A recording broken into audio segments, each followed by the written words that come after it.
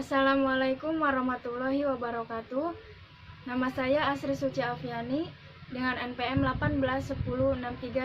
18106310700205 dari kelas PJKR 5A. Saya di sini akan memaparkan penjelasan tentang manajemen sistem dan administrasi olahraga. Selamat menyaksikan.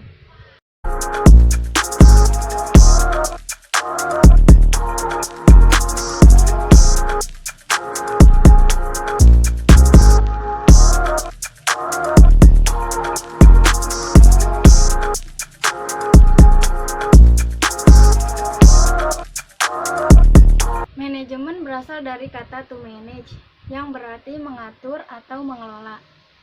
Manajemen itu sendiri adalah proses perencanaan, peorganisasian, pengarahan, dan pengendalian usaha para anggota organisasi dan penggunaan sumber daya organisasi lainnya untuk mencapai tujuan.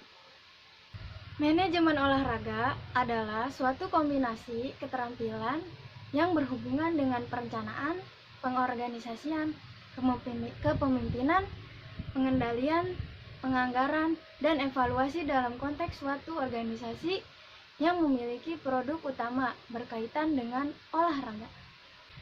Pengkombinasian tersebut perlu sumber daya manusia yang terlibat dalam organisasi, bersatu dalam sebuah sistem bahu-membahu bekerja untuk mencapai tujuan manajer. Tujuan manajer adalah salah satu orang yang utama dalam organisasi olahraga, karena harus mampu merencanakan, mengambil keputusan, melakukan koordinasi, serta memotivasi produktivitas karyawan dan hubungan antar pengurus, memahami dan mengerti fungsi-fungsi manajemen. Fungsi manajemen yaitu ada perencanaan, pengorganisasian, penentuan keputusan, pembimbing, pengendalian, dan evaluasi.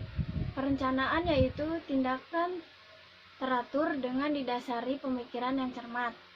Pengorganisasian itu yaitu proses aktivitas kerjasama antar fungsi manajemen untuk mencapai tujuan. Penentuan keputusan yaitu adalah pemilihan terhadap macam-macam alternatif selama kerjasama berlangsung. Kemudian ada pembimbing. Pembimbing ini yaitu memberikan petunjuk atau perintah dalam kerjasama. Pengendalian di sini yaitu kerjasama sesuai dengan rencana, mengawasi, memeriksa segala sesuatu untuk tujuan bersama. Kemudian yang terakhir ada evaluasi. Evaluasi ini adalah usaha memperbaiki dan menyempurnakan segala segi dalam usaha kerjasama, ditunjukkan kepada struktur organisasi dan metode kerjasama.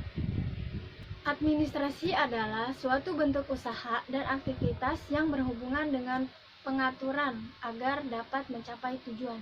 Kemudian ada pengertian administrasi secara sempitnya, yang ini tuh dimaksudkan ditinjau dari ruang lingkup kerja yang sempit, yaitu hanya berkasar pada kegiatan tata usaha, hanya kegiatan tata usaha kantor seperti tulis menulis, pengetikan, surat menyurat, termasuk menggunakan komputer. Kemudian ada agenda, kearsipan, pembukuan, dan lain sebagainya. Secara luas, administrasi terbagi menjadi 3 sudut. Yang pertama yaitu ada proses, yang kedua atau ada fungsi atau tugas, dan yang ketiga ada keperanatan atau institusi. Unsur-unsur administrasi. Yang pertama yaitu organisasi. Organisasi ini yaitu adalah tempat kegiatan administrasi dilakukan. Kemudian yang kedua ada manajemen. Di sini yaitu adalah alat utama dalam pelaksanaan administrasi. Kemudian ada komunikasi. Komunikasi di sini yaitu mengatur pola komunikasi antar departemen yang ada di dalam suatu organisasi, misalnya mengenai surat menyurat.